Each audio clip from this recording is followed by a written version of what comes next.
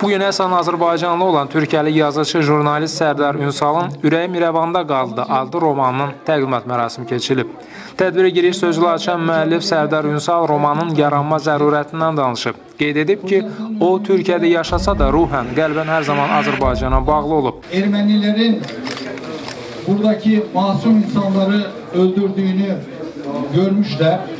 Kocası 2 tane Azerbaycan Türk'ü kadını kurtarmak için Ermenilerle mücadele ederken hayatını kaybetmiştir. Kocasının öldüğünü gören nenem çocuğunu alarak Aras Nehri'ni geçerek İran tarafına geçmiş.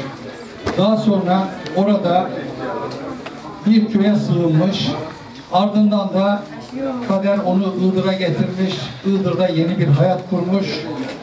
Babaannem ölünceye kadar hep İravan dedi.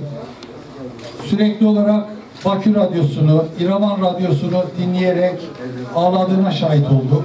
Millət-vəkili Qənirə Paşayeva Türkiyə ilə Azərbaycan arasındakı dostluq və həmrəylik münasibətlərindən bəhs edib. Xanım millət-vəkili qeyd edib ki, bu cür yazarların sayəsində biz bir daha öz keçmişimizə qayıdır, tarixi səhifələrimizi vərəqləyirik. Bizim tarixi dədə-baba yurtlarımızda, İrəvanda, Zəngəzurda, o bölgə ətrafında erməni silahlı dəstələrinin, quldur çətələrinin baskınları zamanı, insanlarımızı soyqırma, qətliama uğraşdıqları zaman qaçmaq zorunda qalan bir çox ailələr var ki, o ailələrin uşaqlarıdır, çocuklarıdır bu günləri. İqdırda Sərdar bəy kimi belə ailələr var və Sərdar bəyin ailəsi də bu acıları, bu ağrıları yaşamış bir ailədir. Millət-vəkili Adil Əliyev Azərbaycan və Türkiyəni birləşdirən dəyərlərdən bəhs edib. Millət-vəkilinin sözlərinə görə, kitabsevərlər nə qədər bu cür tarixi romanlar oxusalar, bir o qədər də vətənimizə xeyir vermiş olarlar. Mən Sərdar bəyin ümumiyyətlə İqdır cəmaatının,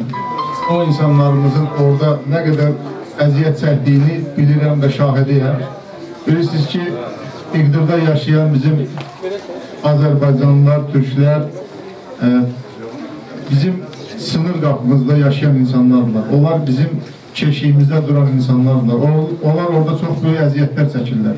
Bu günləri İqdırda yaşayan insanlar doğrudan da hər tərəfli, həm mənəvi, həm maddi, həm insani cəhətdən sanki qıraqda qalmış bir bölgə kimi əziyyət çəkirlər. Sonda Türkiyə-Azərbaycan arasında əməkdaşlıqda fəallıq nümayiş etdirən millət-vəkilləri və media nümayəndələri mükafatlandırılıblar. Cabir Məmmədov, İntizar Məmmədov və Samir Paşayev, Səs TV.